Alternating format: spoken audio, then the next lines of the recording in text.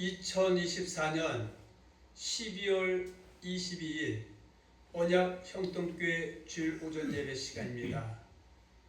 우리는 2024년 12월 3일 윤석열 대통령에 의하여 자행된 불법 기상계엄을 보면서 한 나라의 대통령의 오판이 얼마나 나라를 백척간도 위기형으로 몰아넣고 있는지를 목격하였습니다.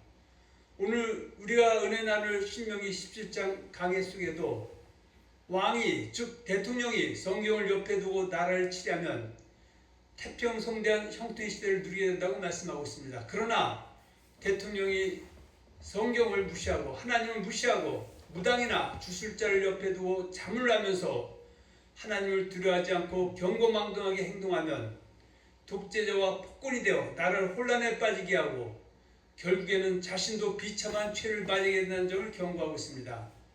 신명기 17장에는 여호와께서 이스라엘 백성들이 가나안 땅에 입성한 후에 가나안 땅의 원주민들이 왕의 제도를 두고 있는 것 같이 이스라엘 백성들이 왕 제도를 요구할 것을 아시고 어떠한 사람을 왕으로 세워야 할 것과 왕은 어떻게 처신해야 할 것에 대해서 말씀하고 있습니다. 이 말씀은 곧 오늘날 국가의 지도자들이 어떻게 처신해야 하는가에 대해 말씀하고 있는 지침이라고 볼 수가 있습니다. 이스라엘의 초대 왕이었던 사울 왕도 하나님의 말씀을 어기고 또 주술하는 자들, 무당을 옆에 두고 나라를 치리하고 자문한 결과 나라도 불행에 빠졌고 자신도 불행을 맛보았던 것입니다. 역대상 10장 13절과 14절에 보면 사울이 죽은 것은 여호와께 범죄하였기 때문이라. 그가 여호와의 말씀을 지키지 아니하고 또 신접한 자에게 가르치기를 청하고 여호와께 묻지 아니하였으므로 여호와께서 그를 죽이시고 그 나라를 이새의 아들 다윗에게 넘겨주셨다라고 말씀하고 있습니다. 오늘 신명기 17장 18절로 20절을 본문으로 해서 신명기 17장 강해 부제목은 장차 세움을 입게 될 왕은 율법서의 등사물 옆에 두고 직행하라는 제목으로 오늘 나누고자 합니다. 오늘 본문의 말씀 신명기 17장 18절과 20절 말씀 보겠습니다. 그가 왕위에 오르거든 이 율법서의 등사본을 레위 사람 제사장 앞에서 책에 기록하여 평생에 자기 옆에 두고 읽어 그의 하나님 여호와 경외하기를 배우며 이 율법의 모든 말과 이 규례를 지켜 행할 것이라.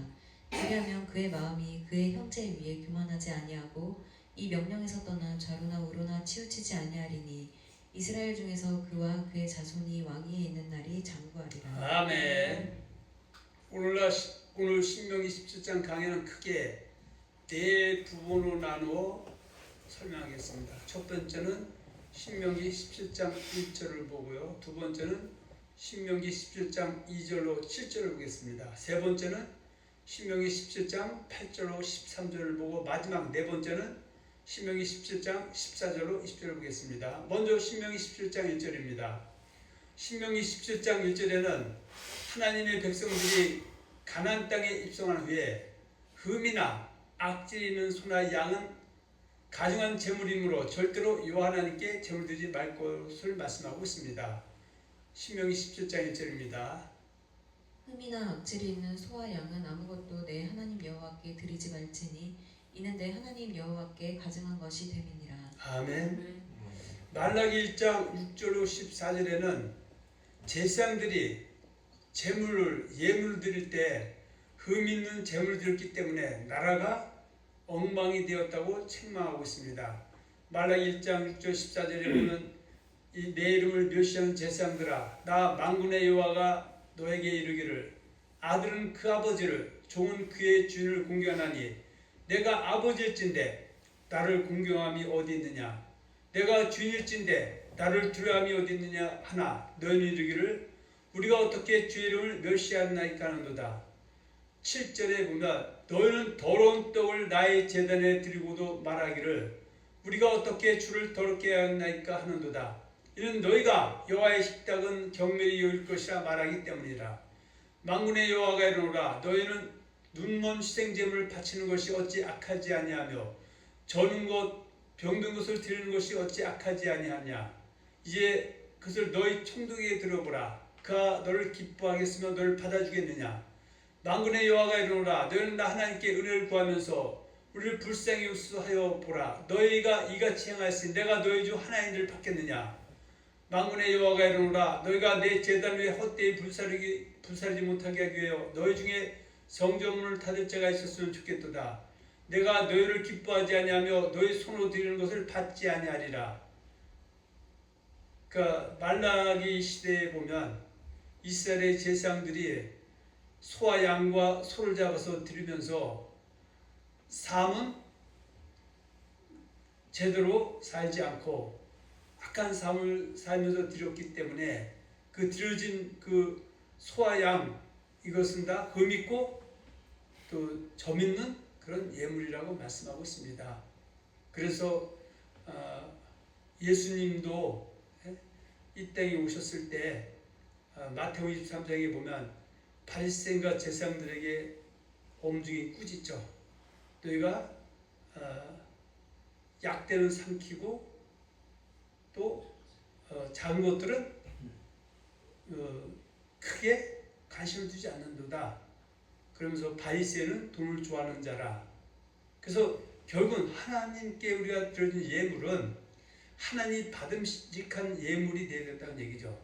제사 드리고 예물 드리는 거 소중하고 당연히 해야 됩니다. 그러나 함께 드린 예물도 삶이 받쳐줘서 드릴 때 하나님이 기뻐 받으신다고 말씀하고 있습니다. 이사야 1장 10절과 17절에도 보면 예수님께서는 남유다 백성들에게 하나님께서 남유다 백성들에게 꾸짖고 있죠. 너희가 여호와의 말씀을 듣지 않고 하나님의 법에 귀를 기울이지 않으면서 주구장창 무수한 재물 가지고 와서 예배를 드리지만 이 세상의 은과 금도 다 내 것인데 내가 무엇인가 부족해서 너에게 물질을 요구하는 것이 아니라는 것이죠. 삶이 받쳐진 물질이 아닐 때는 내가 기뻐하지 않고 받지 않는다고 말씀하고 있습니다. 그리고 너희는 내 마당만 밟을 뿐이라고 말씀하고 있습니다. 이사야 1장 10절과 17절 보겠습니다. 너희 수돈의 관원들아 여호와의 말씀을 들을지어다. 너희 고무라의 백성아 우리 하나님의 법에 귀를 기울일지어다. 여호와께서 말씀하시되 너희의 무수한 재물이 내게 무엇이 유익하뇨. 나는 수량의 번제와 살찐 짐승의 기름에 배불렀고 나는 수송아지나 어린 양이나 수렴수의 피를 기뻐하지 아니하노라. 너희가 내 앞에 보이러 오니 이것을 누가 너희에게 요구하였느냐. 내 마당만 밟을 뿐이니라. 헛된 재물을 다시 가져오지 말라. 분향은 내가 가증 여기는 바요. 월삭과 안식일과 대회로 모이는 것도 그러하니 성회와 아울러 악을 행하는 것을 내가 견디지 못하겠노라. 내 마음이 너희의 월삭과 정한 절기를 싫어하나니 그것이 내게 무거운 짐이라. 내가 지기에 곤비하였느니라. 너희가 손을 펼 때에 내가 내 눈을 너희에게서 가리고 너희가 많이 기도할지라도 내가 듣지 아니하리니 이는 너희의 손에 피가 가득함이라. 그러나 하나님은 우리에게 16, 17절의 말씀을 통해서 소망을 주고 계시죠. 너희는 스스로 씻으며 스스로 깨끗게 하여 내 목전에서 너희 악한 행실을 버리며 악행을 그치고 선행을 배우며 정을 구하며 학대받는 자를 도와주며 과를 위하여 신원하며 과부를 위하여 변호하게 하셨다고 말씀하고 있습니다. 같은 맥락의 말씀이 사무엘상 15장 22, 23절에 보면 순종이 제사보다 낫고 듣는 것이 수양의 기름보다 낫다고 말씀하고 있습니다. 우리가 하나님 백성 된 자들이 하나님 앞에 나와 제사 예배 드리는 것은 잘하는 것이 아니라 당연한 것이고요. 그러나 우리가 한 걸음 더 나가서 제사와 예배 드릴 때 삶이 받쳐준 말과 혀로만 사는 것이 아니라 행함과 진실함을 삶과 더불어서 또 우리의 물질로 주님 앞에 드려질 때 그 물질은 하나님의 받음직한 물질이 된다고 말씀을 하고 있습니다. 고린도서 9장 6절 8절에 보면 이것이 곧 적게 심는 자는 적게 거두고 많이 심는 자는 많이 거둔다 하는 말이로다. 7절입니다. 각각 그 마음에 정한 대로 할 것이요 인색함으로나 억지로 하지 말지니 하나님은 즐겨내는 자를 사랑하시느니라고 말씀하고 있습니다. 우리가 하나님 앞에 물질로 몸으로 섬기고 할 때는 인색함 없이 억지로 하는 것이 아니라 자원해서 하나님 받으실 만한 즐겨내는 그런 것을 드려야 될 줄로 믿습니다. 말라기 3장 10절에도 보면 만군의 여호와가 이르노라 너희 위 온전한 11조를 창고에 들여 나의 집에 양식이 있게 하고 그것으로 나를 시험하여 내가 하늘문을 열고 너에게 복을 쌓을 곳이 없도록 붙지 아니하나 보라. 그래서 우리는 항상 순종이 함께하는 그런 헌물 또 헌신 이것이 하나님이 기뻐하는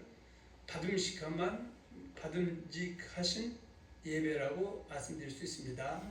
신명기 23장 17절 18절에 이런 말씀이 있습니다. 즉 창기의 번동과 개 같은 자의 소득을 드리는 것은 받음직한 예물이 아님을 말씀하고 있습니다. 신명기 23장 17, 18절입니다. 이스라엘 여자 중에 창기가 있지 못할 것이요 이스라엘 남자 중에 남창이 있지 못할지니 창기가 번동과 개 같은 자의 소득은 어떤 서운하는 일로든지 내 하나님 여호와의 전에 가져오지 말라. 이 둘은 다 내 하나님 여호와께 가증한 것이니라. 넘어갑니다. 신명기 17장 2절로 7절입니다. 신명기 17장 2절로 7절에는 어떤 남자나 여자가 여호와 하나님과 맺은 언약을 어기고 다른 신들에게 절하는 것이 발견되면 두세 사람의 증인의 증언을 드러내 죽이라고 명하고 있습니다. 신명기 3장 15절 20절에도 보라 내가 오늘 생명과 복과 사망과 화를 내 앞에 두었다. 그래서 생명과 복은 신명기 29장 속에서 언약을 지켜 행하면 그 생명과 복이 형통이죠. 언약을 지키는 것은 바로 16절이죠. 내가 오늘 내게 명령하여 내 하나님 여호와를 사랑하고 그 모든 길로 행하며 그의 명령과 규례와 법도를 지키라 하는 것이라. 그리하면 내가 생존하고 번성할 것이다. 내 하나님 여호와께서 내가 가서 차지할 땅에 내게 복을 주실 것이며. 그러나 이렇게 잘 섬기다가도 근신하여 깨어있지 못해서 17절처럼 그러나 내가 만일 마음을 돌이켜 듣지 아니하고 유혹을 받아 다른 신에게 절하고 그를 섬기면 내가 오늘 너에게 선언 너희가 반드시 망할 것이다. 하나님은 어떻게 해요? 언약을 잘 지켜서 또 망할 짓 한 사람도 언약을 잘 지켜서 돌이켜서 형통하기를 원하는 것이죠. 생명과 복을 얻기를 원하는 것이죠. 또 그들이 드려진 예배와 제물과 헌신이 받아지기를 원하는 것이다. 이렇게 말씀드릴 수 있습니다. 신명기 12장 2절로 7절에 보면 내 하나님 여호와께서 내게 주시는 어느 성 중에 있었든지 너희 가운데 어떤 남자나 여자가 내 하나님 여호와의 목전에 악을 행하여 그 언약을 어기고 가서 다른 신들을 섬겨 그것에게 절하며 내가 명령하지 않은 이를 성신에게 절한다 하자. 그것이 내게 알려짐으로 내가 듣든지 자세히 조사해 볼지니 만일 그 일과 말이 확실하여 이스라엘 중에 이런 가증한 일 행함이 있으면 너는 그 악을 행한 남자나 여자를 내 성문으로 끌어내고 그 남자나 여자를 돌로 쳐 죽이되 죽일 자를 두 사람이나 세 사람의 증언으로 죽일 것이요 한 사람의 증언으로 죽이지는 말 것이며 이런 자를 죽이기 위하여 증인이 먼저 그에게 손을 대르에 뭇백성이 손을 댈지라. 이렇게 말씀을 하고 있습니다. 우리는 죽이라는 것의 방점이 아니라 설령 또 알게 모르게 이런 악을 행한 사람도 그 악에서 돌이켜서 살기를 원하고 그것이 하나님의 뜻이라는 것입니다. 예수님께서도 교회 안에서 죄를 범한 성도들을 징계할 때 반드시 두세 증인의 말을 들어야 한다고 말씀하고 있습니다. 왜냐하면 어떤 사람이 한 사람을 악의 구렁텅이에 빠지기 위해서 위증, 거짓 증언을 할 수도 있기 때문이죠. 그래서 법정에도 항상 원고가 있으면 피고가 있고 또 원고 측에 검사가 있고 총사재판에는 또 피고 쪽에는 변호사를 두는 것이죠. 그 재판장은 양쪽의 말을 잘 들어야 되죠. 그리고 검사나 변호사가 신청한 증인들은 증인 선서를 하죠. 내가 의증을 하면 그 의증의 대가를 받겠다고 선서를 합니다. 그래서 의증이 드러나면 그다음 그 벌을 받게 되는 것과 마찬가지입니다. 왜냐하면 의증을 해서 피고가 원고가 되고 원고가 피고가 돼서 불평등한 그 재판이 이루어져서 한 사람의 인생을 나락으로 빠뜨릴 수도 있기 때문이죠. 우리도 어떻게요? 그 간첩 사건에 보면은 정말 죄 없는 무고한 사람을 죄 간첩으로 만들어서 사형시키고 때로는 그 가족과 그의 모든 주변 사람들을 일평생 멸망의 구렁텅이에 빠지게 하는 일들이 과거에는 비일비재하게 있었습니다. 그래서 과거 그 사건들을 다시 재심해서 무죄로 다시 결정되지만 그러나 한번 왔다가 인생은 다시 돌아올 수가 없습니다. 자, 마태복음 18장 15절 17절에 보면 이렇게 말씀하고 있죠. 내 형제가 죄를 범하거든 가서 너와 그 사람과만 상대하여 권고하라. 만일 들으면 내가 내 형제를 얻은 것이요 만일 듣지 않거든 한두 사람을 데리고 가서 두세 증인의 입으로 말마다 확증하게 하라. 만일 그들의 말도 듣지 않거든 교회의 말하고 교회의 말도 듣지 않거든 이방인과 세리와 같이 여기라. 그 성경에서는 그 교회에서 출교시키라는 것이 방점이 아니고 출애나 출교를 당할 그런 죄를 짓는 사람에게도 무조건 출교시키는 것이 아니라 그들에게 가서 하나님의 말씀을 통해서 그들을 깨우치게 하고 돌이키게 하는데 그가 고집스럽고 완악해서 돌아오지 않으면 증인 한두 사람을 데리고 가서 그에게 다시 돌아올 길을 줘서 돌아오지 않으면 결국 교회의 그 공동체를 보호하기 위해서 때로는 출애와 출교를 시키고 또 교회나 교회의 그 지도자의 말을 듣지 않으면 이방인과 세리와 같이 여기라고 말씀하고 있습니다. 디모데전서 5장 19절에도 때로는 교회 안에서 장로에 대한 고발이 있을 때 두세 증인이 없으면 받지 말라고 말씀하고 있습니다. 사람이 사는 곳에는 항상 갈등이 있습니다. 또 그 안에는 마귀의 역사도 있습니다. 장로라도 오늘날 즉 목사라도 목회자라도 다 잘할 수 없습니다. 잘못할 수 있습니다. 그러나 그것이 지탄의 대상이 된다면은 또 그에 대한 또 보응을 받아야 되는데 때로는 그 공동체 안에서 장로나 그 목회자를 거기서 쫓아내기 위해서 의증할 때도 있다는 것입니다. 그럴 때 한 사람의 그 어떤 그 고발에 의해서 너무나 경거망동하게 그것을 처리하지 말고 두세 증인이 있지 않다면은 그것은 받지 말라 이렇게 말씀하고 있습니다. 디모데 5장 19절에 장로에 대한 고발은 두세 증인이 없으면 받지 말 것이요 이렇게 말씀하고 있고요. 히브리서 10장 28절에도 모세의 법을 폐한 자들도 두세 증인의 고발로 심판을 받았다고 말씀하고 있습니다. 그래서 항상 이 공동체 안에서는 고소고발 사건이 있는데 그것도 두세 증인의 고발이 아닌 또 때로는 억한 감정과 또 그에 의해서 고소고발도 이루어지기 때문에 두세 증인의 고발로 받는 것이 맞다고 말씀하고 있습니다.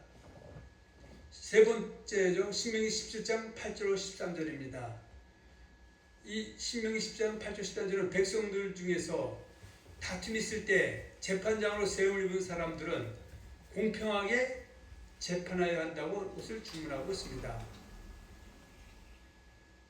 신명기 17장 8절 10절 11절에는 재판장으로 세움을 입은 사람은 공평무사하게 판결하라고 말씀하고 있습니다. 너무나 당연한 말이지만 이 말은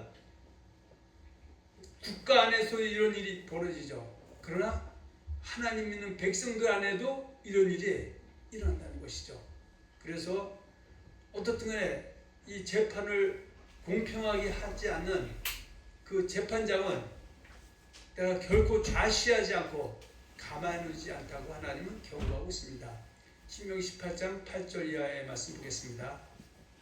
내 성중에서 서로 피를 흘렸거나 다투었거나 구타하였거나 서로 간에 고소하여 내가 판결하기 어려운 일이 생기거든 너는 일어나 내 하나님 여호와께서 택하실 곳으로 올라가서 레위 사람 제사장과 당시 재판장에게 나아가서 물으라.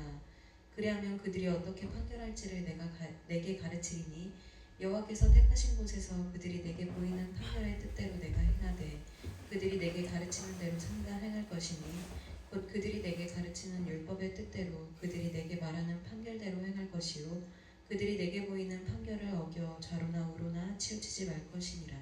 그래서 재판정 안에 있는 판사는 정말 공평하게 판결해야 되는데 또 오늘날 보면 정치적인 사건을 판결하는 판사들이 보수적인 성향의 사람이냐 진보적인 성향의 사람에 따라서 전혀 다른 판결을 이루고 있습니다.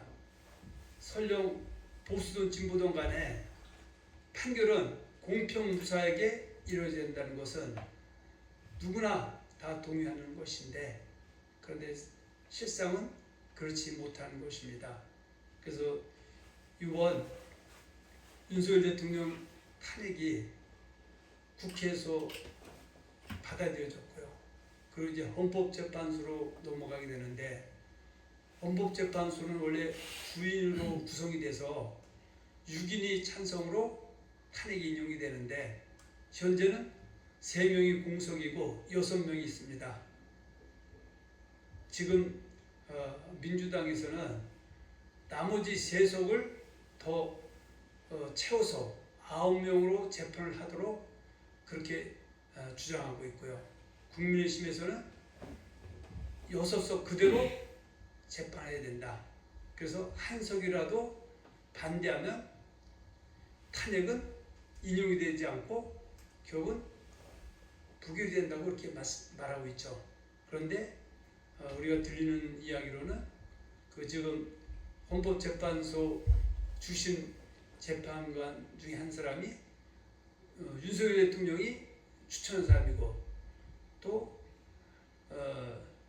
그 사람은 보수적 성향이 아니라 진보적인 성향의 사람으로서 과거에도 모든 재판에서 결정적인 재판에서 이런 판결을 내렸다.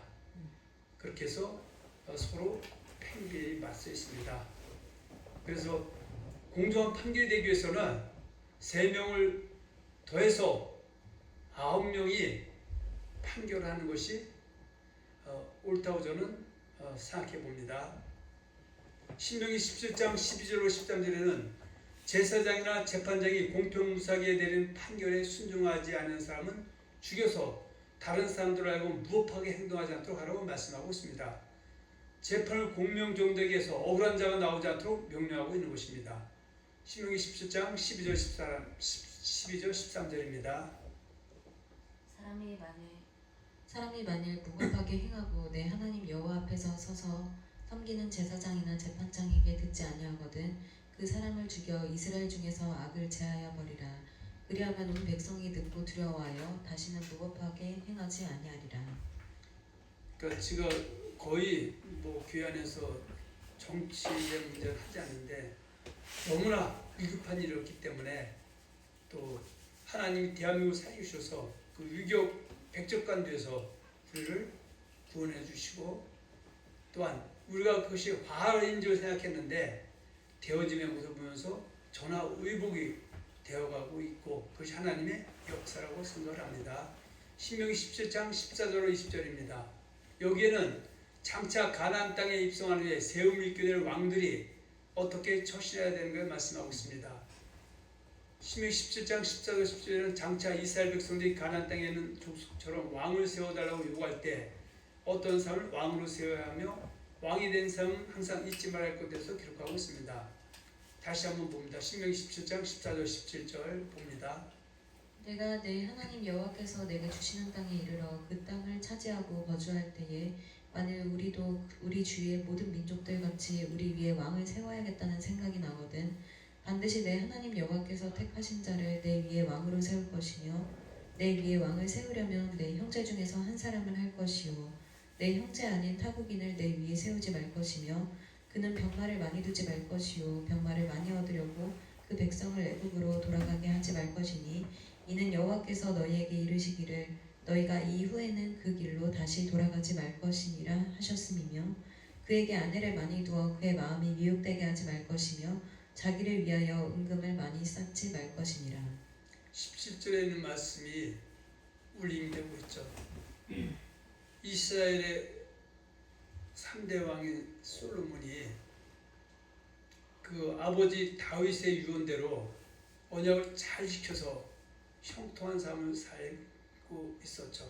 근데 그가 배부르고 든든해지니까 성경에서 금하라고 했던 아내를 많이 두고 또 그의 마음이 미혹돼서 그 솔로몬이 그 이방 아내의 말을 듣고 바알과 아세라를 섬김을 통해서 결국은 그 이스라엘이 통일왕국 이스라엘이 북이스라엘과 남유다로 갈라지는 그런 불행을 맛봤던 것이죠. 그러나 이 솔로몬은 마지막 나이 많아 늙어 죽을 때 됐을 때 회개했다는 열매를 맺죠. 그리고 그는 전도서 12장 13절 14절에 보면 하나님의 백성들의 본분을 한 줄로 잘라 얘기하고 있죠. 이의 결국을 다 들었으니 하나님을 경외하고 그 명령을 지킬지어다. 이것이 모든 사람의 본분이다. 이렇게 말씀하고 있습니다. 신명기 17장 18절 20절에는 장차 세움을 입게 될 왕은 율법서의 등사본을 옆에 두고 지켜 행하라고 말씀하고 있습니다. 본문의 말씀이죠. 신명기 17장 18절 그가 왕위에 오르거든 이 율법서의 등사본을 레위 사람 제사장 앞에서 책에 기록하여 평생에 자기 옆에 두고 읽어 그의 하나님 여호와 경외하기를 배우며 율법의 모든 말과 이 규를 지켜할 것이라. 그리하면 그의 마음이 그의 형제 위에 교만하지 아니하고 이 명령에서 떠나 좌로나 우로나 치우치지 아니하리니 이스라엘 중에서 그와 그의 자손이 왕에 있는 날이 장구하리라. 그래서 이스라엘 그 왕들의 그 역사를 기록한 것이 사무엘상부터 사무엘하, 역대상, 역대하, 열왕기상, 열왕기하 같은 역사서에 기록되어 있는데 이 하나님을 잘 섬겼을 때는 그 나라가 모든 민족이 뛰어났고 이방 민족이 우러움받았지만 왕이 하나님의 말씀을 경청하지 않고 멋대로 행동했을 때는 나라가 종망의 그 위치까지 갔던 적이 많이 있습니다. 요한 하나님부터 세움을 입은 이스라엘 왕들 중에서 신명기 17장 18절 20절의 말씀을 마음판에 새겨서 성군이 된 왕들도 있고 말씀을 마음판에 새기지 아니하여 악한 왕이 돼서 보응을 받은 왕들이 있습니다. 요한 하나님부터 세움을 입은 이스라엘 왕들 중에서 신명기 17장 18절 20절 말씀을 마음판에 새겨 악한 왕이 돼서 보응받은 왕들이 있는데 대표적인 왕이 누구다? 아까 우리가 앞에서 다뤘던 사울왕이다. 역대상 10장 13절 14절에 보면 사울이 죽은 것은 여호와께 범죄했기 때문이다.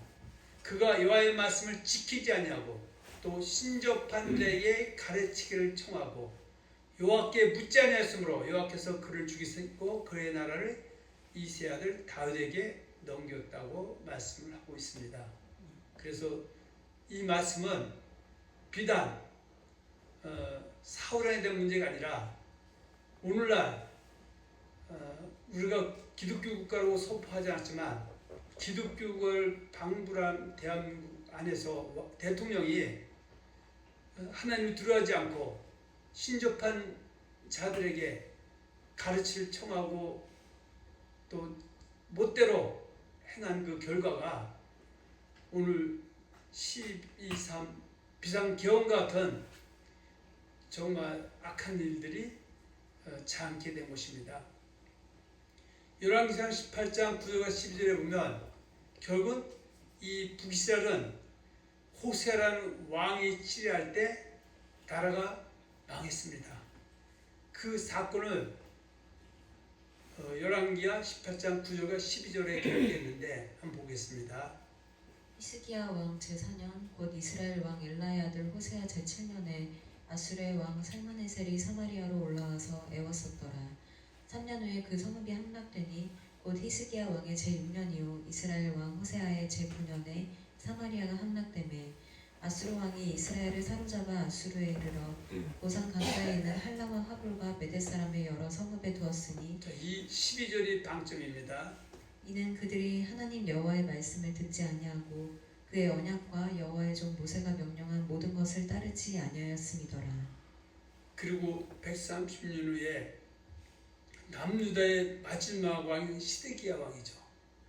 시드기야 왕도 결국은 그 하나님의 말씀대로 하지 못했기 때문에 바벨론 3차 공격에 의해서 나라가 초토화됐고, 또 시드기야 왕은 바벨론에 사로잡혀서 인질로 끌려가갖고 두 눈이 뽑혀지는 그런 불행한 삶을 살다가 그는 세상을 떠났습니다. 예레미야 52장 1절로 11절에 있는데 제가 한번 보겠습니다. 시드기야가 왕에 오를 때 나이가 21세라. 예루살렘에서 11년 동안 다스리니라. 그의 어머니의 이름은 함무달이라. 림나의 예레미야의 딸이더라. 그가 여호야김의 모든 행위를 본받아 여호와 보시기에 악을 행한지라. 악을 행했다는 것은 여호와를 경외하지 않았다고죠. 언약을 지키지 않았다는 것이죠. 다른 신을 쫓았다는 것이죠. 여호와께서 예루살렘과 유대에게 진노하심이 그들을 자기 앞에서 쫓아내시기까지 이르렀더라. 시드기야가 바벨론 왕을 배반하니라. 시드기야 제9년 열째 날에 바벨론 왕 느부갓네살이 그의 모든 군대를 거느리고 예루살렘을 치러 올라와서 그 성에 대하여 진을 치고 주의 토성을 쌓으매 그 성이 시드기야 왕 제11년에 포위되었더라. 그의 넷째 달 9일에 성중에 기근이 심하여 그 땅 백성의 양식이 떨어진지라. 그 성벽이 파괴되며 모든 군사가 밤중에 그 성에서 나가 두 성벽 사이 왕의 동산 견문기로 도망하여 갈대아인들이 그 성을 에워쌌으므로 그들이 아라바길로 가더니 갈대아 군대가 그 왕을 쫓아가서 여리고 평지에서 시드기야를 따라잡으며 왕의 모든 군대가 그를 떠나 흩어진지라. 그들이 왕을 사로잡아, 시드기야 왕이죠, 그를 하맛 땅 리블라에 있는 바벨론 왕에게로 끌고 가며 그가 시드기야를 심문하니라. 바벨론 왕 시드기야의 아들들을 그의 눈앞에서 죽이고 또 리블라에서 유다의 모든 고관을 죽이며 시드기야의 두 눈을 빼고 노사슬로 그를 결박하여 바벨론 왕이 그를 바벨론 끌고 가서 그가 죽을 때까지 옥에 가두었다라고 말씀하고 있습니다. 또 반대로 여호와 하나님부터 세움을 입은 이스라엘 왕들 중에서 신명기 17장 18절에 20절의 말씀을 만판에 새겨서 성문에 되는 왕이 있습니다. 이미 앞에 보았던 다윗 왕이죠. 그 열왕기상 15장 5절에 이는 다윗이 햇사람 우리아의 일 외에는 평생에 여호와 보시기에 정직하게 행하고 자기의 면을 모든 행하지 아니었다고 증언하고 있습니다. 그리고 이어서 히스기야 왕이 등장하죠. 열왕기 18장 1절 8절에 보면 이스라엘 왕 엘라의 아들 호세아 제3년에 유다 왕 아스의 아들 히스기야가 왕이 되니 그가 왕이 될 때 나이 25세라. 예루살렘에서 29년간 다스리니라. 그의 어머니의 이름은 아비요 스가라의 딸이었더라. 이건 덜 중요하고 3절 이하죠. 히스기야가 그의 조상 다윗의 모든 행위와 같이 여호와께서 보시기에 정직하게 행하여 그가 여러 산당들을 제거하며 주상을 깨뜨리며 아세라 목상을 찍으며 모세가 만들었던 노뱀을 이스라엘 자손이 이때까지 행하여 분양함으로 그것을 부수고 누수사를 일컬었더라. 히스기야가 이 사람이 여호와를 의지하였는데 우리 하나님을 의지하고 의뢰하는 자는 보호받는다 그랬어요. 의지하고 의뢰한다는 것은 다 하나님께 의지한다 말로 하는 것이 아니라 언약을 잘 지키고 또 어겼던 삶에서 싹싹하게 회개하고 돌이키는 것이 의지하는 것입니다. 그의 전후 유다 여러 왕 중에 그런 자가 없었으니 곧 그가 여호와께 연합하여 그에게서 떠나지 아니하고 여호와께서 모세에게 계명을 지켰더라. 여호와께서 그와 함께 하심에 그가 어딜 가든지 형통하였더라. 바로 오늘 본문의 말씀을 만판에 새겨서 실천함을 통해서 하나님 또 성문에 있는 사람, 대표적인 사람 바로 다윗과 또 지금 보았던 히스기야와 또 개혁군주 중에 한 사람이 요시야 왕이 있죠. 역대하 35장 1절 19절에 보면은 요시야 왕에 대해서 말씀하고 있습니다. 자, 그래서 앞서 말씀드렸지만 요시야 왕 같은 사람은 역대하 35장의 1절로 19절에 잘 기록되어 있습니다. 그는 개혁군으로서 하나님을 감동시켰던 왕이다. 자, 왕으로 세움을 입고 초창기에는 하나님부터 인정을 받았으나 이후로는 말씀을 떠나 살았고 또 이방 신을 섬김을 통해서 마지막 그는 그래도 깨닫고 돌아와서 하나님 앞에 섰던 사람이 바로 솔로몬 왕이었다. 그래서 솔로몬은 왕으로 등극한 초창기에는 1천만 드림과 하나님 무엇을 원하냐 물어봤을 때 제일 구함으로 하나님부터 구하지 않은 부와 재물과 영광과 축복까지 받았던 사람이다. 솔로몬 중반기에 이르면서 신명기 17장 18절 10절 말씀 마음에 떠나며 타락의 길을 걷게 되었다.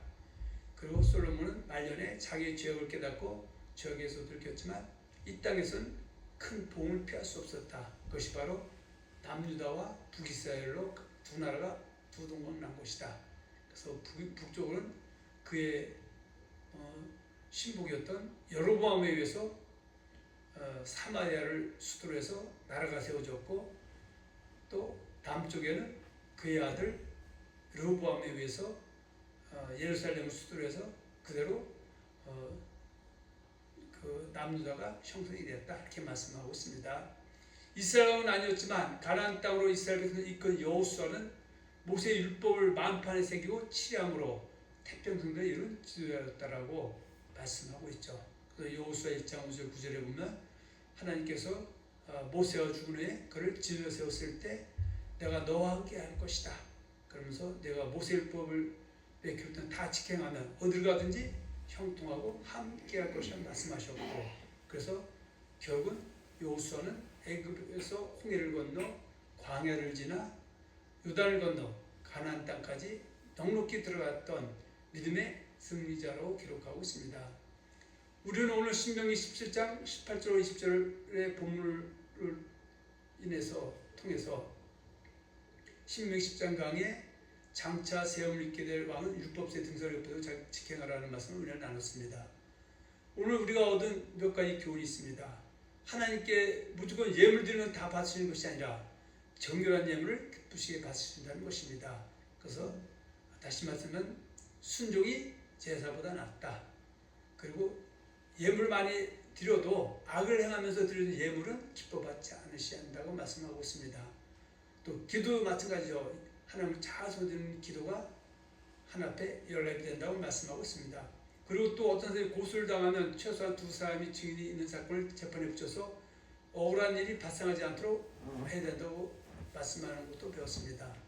요한은 그 가나안 땅에 입성한 이스라엘 백성들이 왕으로 영원히 계시기를 원하셨지만 새벽 왕들이 요구했기 때문에 왕들을 승인하시면서 세월 입은 왕들이 어떻게 할 걸 말씀한 것을 배웠습니다.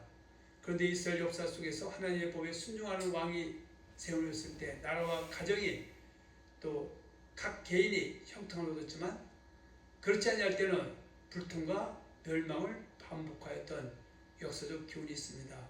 우리 기독교인들도 예수의 말씀을 순종하는 사람들이 많을 때 나라가 형통하고 부강해지지만 예수 믿는 사람들이 악을 행하게 되면 정말 악한 일도 우리가 맞이할 수 있습니다.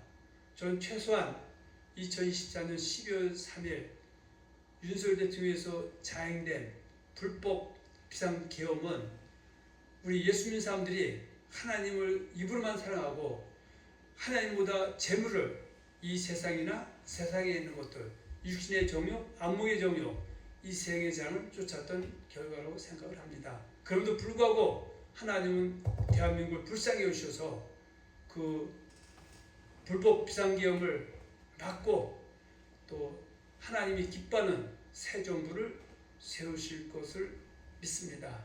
그래서 오늘 이 말씀을 통해서 우리 자신들도 정말 남은 생에 육체 남을 때 땅을 못 바라보지 말고 위에 거 바라보면서 소망 중에 달려가면서 하나님이 주시는 은총과 형통의 복을 받아 누리기를 예수님의 이름으로 축원하며 축복합니다. 아멘.